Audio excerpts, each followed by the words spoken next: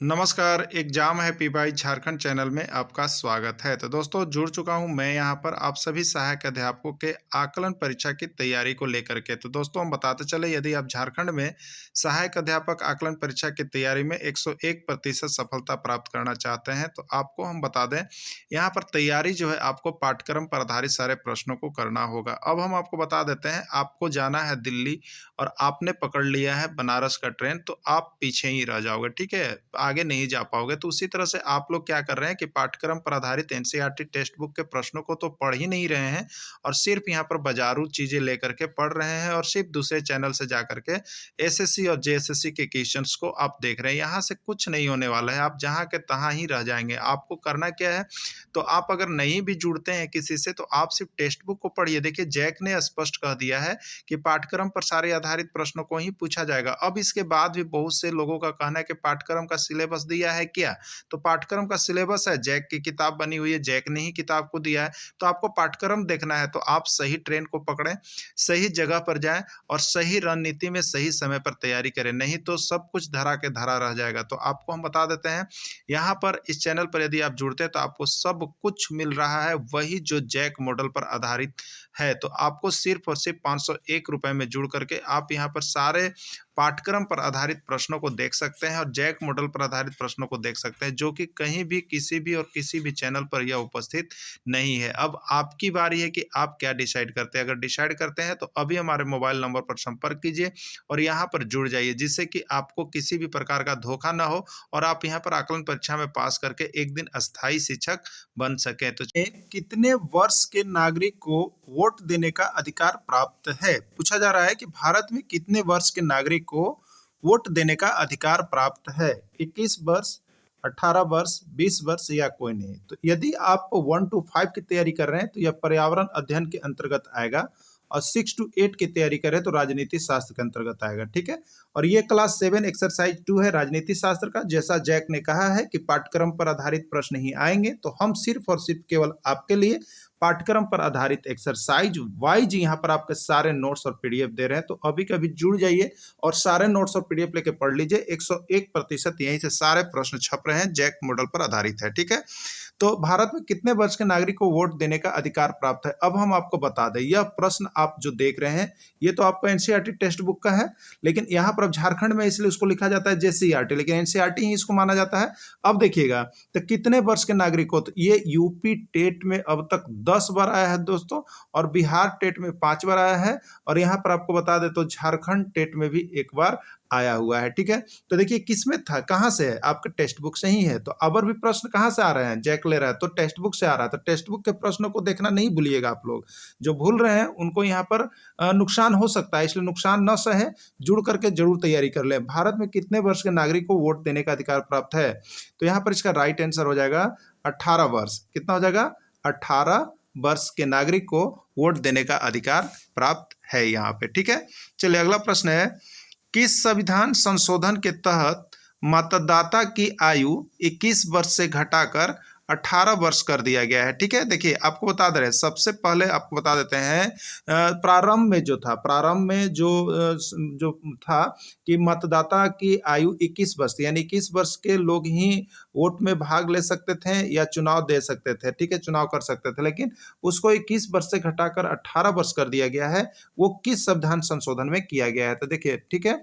तो यहाँ पर 17वें संविधान संशोधन जो ऑप्शन दिया हुआ है, 17वें संविधान संशोधन, 61वें संविधान संशोधन, 28वें संविधान संशोधन या 19वें संविधान संशोधन, ठीक है। तो इसमें जो किया गया है वो है आपका, देखिए 61वां संविधान संशोधन में यहाँ पर मतदाता की आयु जो है 21 वर्ष से घटा करके 18 वर्ष कर दिया गया है, ठीक है, 61वें संविधान संशोधन। और यह प्रश्न आपको कह रहे हैं कि ये गुजरात आकलन में तो 10 बार पूछा गया है, ठीक है, बहुत ही इंपॉर्टेंट है, कब घटाया गया, 10 बार पूछा गया है। और यूपी में जो यहाँ पर सहायक शिक्षकों को भर्ती होती है उसमें यहाँ पर 20 बार पूछा गया है। देख लीजिए कितना बार पूछा गया, इसीलिए इसको हम नहीं लिखते हैं, बहुत ज्यादा बार ये प्रश्न छप रहे हैं। तो आप सभी टेक्स्ट बुक पर प्रश्न को देखिएगा, यहीं से छप रहा है, ठीक है। चलिए अगला देखिएगा, 61वां संविधान संशोधन। 61वां संविधान संशोधन जो है कब किया गया था, अब बताना है यहाँ पर। 61वां संविधान संशोधन जो हम बात कर रहे हैं वो कब हुआ था, 61वां संविधान संशोधन, 1988 में, 1987 में, 1985 में, 1986 में। कब हुआ था? 61वां संविधान संशोधन शुरू किया गया था। ठीक है, तो आपका देखिए 61वां संविधान संशोधन जो है वो यहाँ पर शुरू किया गया था आपका 1988 में। कब किया गया था? 1988 में किया गया था। और इसी 1988 से जो 21 वर्ष के मतदाता थे वो अब 18 वर्ष में ही चुनाव में भाग ले सकते हैं। इस समय संशोधन कर दिया था। ठीक है, तो 61वां संविधान संशोधन 1988 ईस्वी में हुआ था। अगला है ईवीएम का पूर्ण रूप है। ईवीएम का पूर्ण रूप है आपको बताना है। ठीक है, देखिए ये अभी झारखंड में जो एग्जाम हो रहा है ना उसमें सभी में मिला करके आप देखिएगा तो 3 बार आ गया है। और आप अगर यहाँ पर बात करेंगे यूपी की तो यूपी में 5 बार आया है। और यहाँ पर बिहार की बात करेंगे तो बिहार में जो सहायक अध्यापकों का मेरिट बनता है उसमें 2 बार आ गया है। ठीक है, तो ईवीएम का पूर्ण रूप क्या है? Electrical voting machine, electronic voting machine, electronic voter mechanical, electric voting mechanical. कौन सा चीज इसका सही है? ईवीएम का पूर्ण रूप। तो देखिए आप सभी इसको पर्यावरण अध्ययन में भी पूछा जा रहा है और इसको आपको राजनीति शास्त्र में भी पूछा जा रहा है, समझ गए? तो ईवीएम का पूर्ण रूप क्या होगा? तो ईवीएम का पूर्ण रूप यहाँ पर है, आप सभी को बताना है कि क्या होगा। यदि आप जानते हैं तो इसका राइट आंसर होगा इलेक्ट्रॉनिक वोटिंग मशीन। ठीक है, इलेक्ट्रॉनिक वोटिंग मशीन होता है ईवीएम का पूर्ण नाम। ठीक है, भारत में विधानसभा या लोकसभा चुनाव कराने की जिम्मेवारी किनकी होती है? देखिए विधानसभा या लोकसभा जो चुनाव करवाते हैं, ये चुनाव कराने की जिम्मेवारी समय पर किसको होता है? किसको पता होता है कि अब चुनाव होना चाहिए, आचार संहिता लागू किया जाना चाहिए? ये किनके जिम्मे होते हैं आपको बताना है। ठीक है, ये बिहार में अभी तक ये जो प्रश्न है ये 5 बार पूछा गया है शिक्षक भर्ती के लिए। और यूपी में 5 बार पूछा गया है आपका। और इसी तरह से अगर यहाँ गुजरात की बात कीजिएगा तो गुजरात में भी आपका 3 बार प्रश्न आ गया है। ठीक है, और झारखंड में बात कीजिएगा तो झारखंड में अब तक 3 बार प्रश्न आ गया है शिक्षक भर्ती में राजनीति शास्त्र के अंतर्गत। ठीक है ना, तो भारत में विधानसभा या लोकसभा चुनाव कराने की जिम्मेवारी किनकी होती है? भारत निर्वाचन आयोग की, राज्य निर्वाचन आयोग की, आम चुनाव अधिकारी का, या कोई नहीं? ठीक है, तो देखिए भारत में जो विधानसभा या लोकसभा ये जो देश स्तरीय जो चुनाव हमारे हो जाते हैं, ठीक है, ये चुनाव जो विधानसभा और लोकसभा का हो जाता है तो इसमें जो होता है मुख्य जिम्मेवारी जो होती है वो आपका भारत निर्वाचन आयोग का होता है ना। इलेक्शन कमीशन ऑफ इंडिया जो है इसके बारे में घोषणा करती है कि उस राज्य में कब विधानसभा का चुनाव होगा और उस राज्य में कब विधानसभा का चुनाव नहीं होगा। ठीक है, तो भारत निर्वाचन आयोग इलेक्शन कमीशन ऑफ इंडिया का जिम्मेवारी होता है विधानसभा और लोकसभा चुनाव करवाने का। ठीक है, चलिए अगला देखिएगा, स्थानीय स्तर का चुनाव कराने की जिम्मेवारी किनकी होती है? देखिए स्थानीय स्तर पर चुनाव कराने की जिम्मेवारी किसकी होती है? भारत निर्वाचन आयोग, राज्य निर्वाचन आयोग, उपायुक्त, या कोई नहीं। अब यहाँ पर कहने का मतलब है कि स्थानीय स्तर का चुनाव का मतलब क्या हो गया? तो देखिए स्थानीय स्तर का चुनाव का मतलब कि जो राज्य स्तर का चुनाव है। ठीक है, जो राज्य स्तर का चुनाव है, जैसे हमारे यहाँ पर झारखंड में देखेंगे तो होता है किसका? मुखिया का चुनाव होता है ना, और वार्ड परिषद, वार्ड सदस्य, मेयर चुनाव होता है। तो ये स्थानीय स्तर का चुनाव होता है। ठीक है, तो ये स्थानीय स्तर का चुनाव कराने का जिम्मेवारी किसको होता है? तो देखिए ये स्थानीय स्तर के जो चुनाव कराने के लिए मुख्य दावेदार होते हैं वो होते हैं, देखिए राज्य का है इसलिए राज्य निर्वाचन आयोग। ठीक है, कौन इसका करेगा? राज्य निर्वाचन आयोग का जिम्मेवारी होता है स्थानीय स्तर का चुनाव ना। पंचायत चुनाव हो गया आपका, यहाँ पर वार्ड परिषद, नगरपालिका, इस सब जो भी चुनाव होता है वो आपका जो है यहाँ पर राज्य निर्वाचन आयोग का जिम्मेवारी होता है। राज्य निर्वाचन आयोग इसके लिए घोषणा करती है कि यहाँ पर कब पंचायत चुनाव होंगे और नहीं होंगे, किस तिथि से होंगे। ठीक है, तो राज्य स्तर पर निकाय का जो होता है स्थानीय स्तर पर चुनाव वो आपका यहाँ पर राज्य निर्वाचन आयोग का जिम्मेवारी में होता है। ठीक है, चलिए अगला देखिएगा, सर्वप्रथम ईवीएम का प्रयोग भारत के किस राज्य में हुआ? सर्वप्रथम ईवीएम का प्रयोग भारत के किस राज्य में हुआ ना? सर्वप्रथम भारत ईवीएम का प्रयोग भारत के किस राज्य में हुआ? देखिए ये बहुत ही लेटेस्ट और ये क्वेश्चन चल रहा है और बहुत ही इंपॉर्टेंट क्वेश्चन चल रहा है। जीके स्टैटिक्स के अंतर्गत भी ये बहुत बार आ रहा है। और आपका यहाँ पर यूपी में तो आ ही गया है। यूपी में अब तक 3 बार दिखेगा शिक्षक भर्ती में आ चुका है। जो यहाँ पर संविदा शिक्षक भर्ती वहाँ पर चल रहा है वहाँ भी चलती है बहालियाँ इसी तरह की, तो वो 3 बार आ चुका है। उसी तरह से आप गुजरात आकलन में देखिएगा तो ये भी 3 बार पूछा गया है। और यहाँ पर आपका जो बिहार है इसमें 2 बार आपका शिक्षक भर्ती में पूछ दिया गया है। ठीक है, तो सर्वप्रथम ईवीएम का प्रयोग भारत के किस राज्य में हुआ था? केरल में, मध्य प्रदेश में, तमिलनाडु में, या किस में हुआ था? तो देखिए सर्वप्रथम ईवीएम का जो प्रयोग किया गया था ना वो जो आपका क्लियर होगा, उस सर्वप्रथम ईवीएम का प्रयोग आपका केरल में किया गया था। कहाँ किया गया था?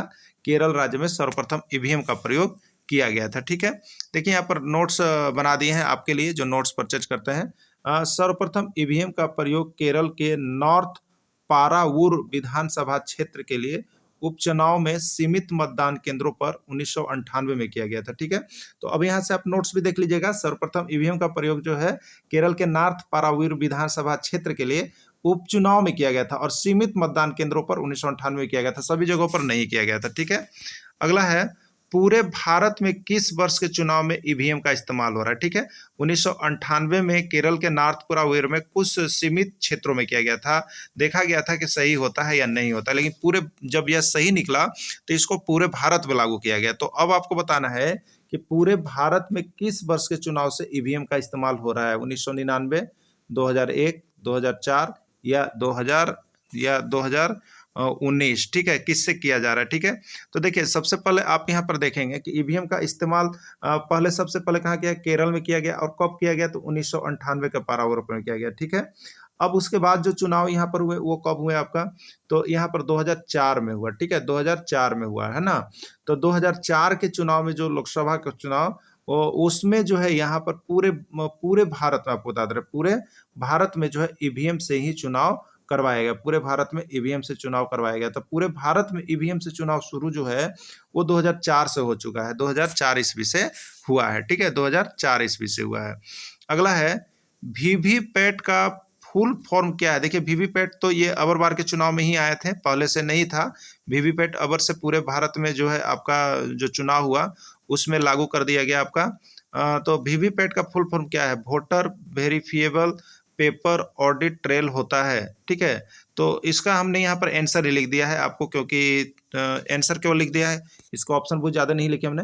वीवीपैट का फुल फॉर्म क्या होता है आप याद रखिएगा, ये भी प्रश्न आना अब शुरू हो जाएगा, क्योंकि ये लेटेस्ट क्वेश्चन होगा आप सभी का, अभी तक ये नहीं आया है लेकिन अब शुरू हो सकता है। Voter verifiable paper audit trail होता है वीवीपैट का फुल फॉर्म, जरूर आप लोग इसको देख लीजिएगा। ठीक है, अगला सर्वप्रथम वीवीपैट का इस्तेमाल किस राज्य के चुनाव में किया गया। सर्वप्रथम वीवीपैट जो हुआ था उसका इस्तेमाल किस राज्य के चुनाव में किया गया आपको बताना है। ठीक है, नागालैंड, केरल, तमिलनाडु या उत्तर प्रदेश। ठीक है, सर्वप्रथम वीवीपैट का चुनाव कहाँ किया गया, उसके बाद पूरे भारत में लोकसभा चुनाव में आपका किया गया। ठीक है, तो अब देखिएगा यहाँ पर किस में कहा गया, तो नागालैंड में किया गया था। ठीक है, किस में किया गया था, नागालैंड में किया गया था, और 2019 में पूरे भारत में किया गया था। ठीक है, तो सबसे पहले वीवीपैट का इस्तेमाल नागालैंड के चुनाव में 2013 में किया गया था। देखिए नोट्स बना हुआ है। ठीक है, पूरे भारत में वीवीपैट का इस्तेमाल किस वर्ष के चुनाव से किया जाने लगा, किस वर्ष के चुनाव से किया जाने लगा। चलिए अभी प्रश्न आ ही गया,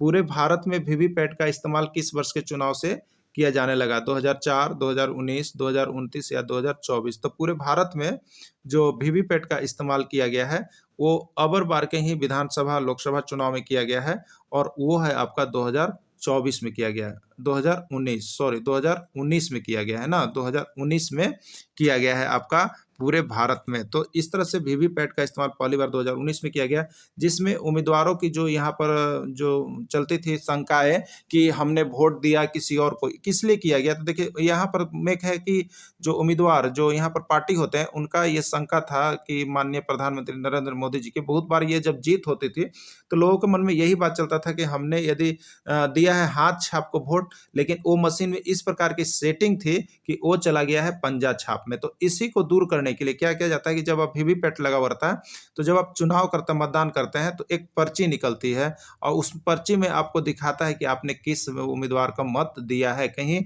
दूसरे में तो नहीं जा रहा है। तो इसी का चेक के लिए आपको ये पर्ची निकलता है। ठीक है, तो ये आप देख सकते हैं कि आपने किस उम्मीदवार को वोट दिया है, वो पर्ची में क्या है। तो ये आपको किससे किया गया है, 2019 से। ठीक है, पारदर्शिता के लिए यह लगाया गया है। देखिए यहाँ पर लिखा है 2019 के लोकसभा चुनाव से पूरे भारत में वीवीपैट का इस्तेमाल शुरू हुआ है। अगला प्रश्न है मुस्लिम लीग की स्थापना कब हुई। मुस्लिम लीग की स्थापना कब हुई, 1902, 1903, 1906 या कोई नहीं। तो देखिए मुस्लिम लीग की स्थापना जो हुई है 1906 ईस्वी में हुई है, और ये प्रश्न भी जो है 501 बार से ज़्यादा बार अभी तक एग्जाम में पूछा गया है। मतलब मुस्लिम लीग की स्थापना आप याद रखिएगा 1906 ईस्वी में हुआ है। अगला प्रश्न है, फॉरवर्ड ब्लॉक का गठन कब हुआ? फॉरवर्ड ब्लॉक का गठन कब हुआ? 1924 ईस्वी, 1939 ईस्वी, 1935 ईस्वी या 1900 ईस्वी? ठीक है, तो अब फॉरवर्ड ब्लॉक का जो गठन किया गया है वो आपका 1939 ईस्वी में है, और ये भी प्रश्न 101 बार फॉरवर्ड ब्लॉक से आ गया है। ठीक है, तो हम देखिए केवल वैसे प्रश्न दे रहे हैं जो आपको केवल पाठ्यक्रम पर आधारित है, जो एनसीईआरटी टेक्स्ट बुक का है, और यहाँ से तो आपको हम बता दे रहे हैं 101% भिड़ेगा ही भिड़ेगा। इसमें आप किसी प्रकार का शंका मत रखिएगा, क्योंकि इतने प्रश्न भरे हुए, लेकिन हम उस प्रश्न को यहाँ पर नहीं कर रहे हैं, सिर्फ पाठ्यक्रम। तो आपको हम बता देते हैं, चाहे आप जेटेट की तैयारी करना चाह रहे हैं, चाहे आप यहाँ पर झारखंड आकलन की तैयारी करना चाह रहे हैं, ठीक है, या झारखंड सहायक आचार्य की, ये नोट्स आपके लिए रामबाण काम करेगा, रामबाण औषधि के रूप में काम करेगा ना, कि आपको 2-4 नंबर जो कम हो जाता है ना, वो 2-4 नंबर जरूर बढ़ा करके आप आइएगा। सिर्फ इतना को अगर यहाँ पर जुड़ करके आप पढ़ लेते हैं और देख लेते हैं, तब इसमें रोकने वाला आपको कोई नहीं होता है। तो सारे नोट्स और पीडीएफ यहाँ पर आपको दिए जा रहे हैं, आप जुड़ करके तैयारी कर सकते हैं। राष्ट्रीय मतदाता दिवस कब मनाया जाता है? देखिए, ये तो दिवस आपको हम बता दे रहे हैं, ये अब तक के एग्जाम में अब नए सिरे से देखिएगा तो 1001 बार आ गया है, और झारखंड टेट में दोनों बार आ गया है। झारखंड टेट में देखिएगा तो दोनों बार आ गया है ना, और इधर देखिएगा आपका जो अभी हाई स्कूल से शिक्षक भर्ती हुआ है, उसमें ये राजनीति शास्त्र में हर एग्जाम में पूछा गया है, हर एग्जाम में राष्ट्रीय मतदाता दिवस कब मनाया जाता है। इसलिए बहुत ही MVVI है, इसको आप लोग जरूर देख लीजिएगा। और देखिए आपका टेक्स्ट बुक में बहुत अच्छा तरह से इसको बताया गया है। ठीक है, तो राष्ट्रीय मतदाता दिवस जो है वो मनाया जाता है आपको 25 जनवरी को, यानी गणतंत्र दिवस से एक दिन पहले आपको जो है मतदाता दिवस मनाया जाता है, और ये लागू हो गया है, मतदाता दिवस सभी कोई मनाते हैं। ठीक है, तो ये प्रश्न आपका आया हुआ था। तो इस तरह से यदि आपको पूरे टेक्स्ट बुक पर पाठ्यक्रम पर आधारित सारे प्रश्नों को यदि पढ़ना है, तो अभी कभी आप जुड़ जाइएगा, और यहाँ से नोट्स पीडीएफ ऑनलाइन परचेज करके आप पढ़ सकते हैं, और 101% सफलता प्राप्त कर सकते हैं। इसके लिए 101% आपको हमारा यूट्यूब टीम गारंटी देता है। वीडियो के अंत तक जुड़े रहें, इसके लिए आप सभी को बहुत बहुत धन्यवाद।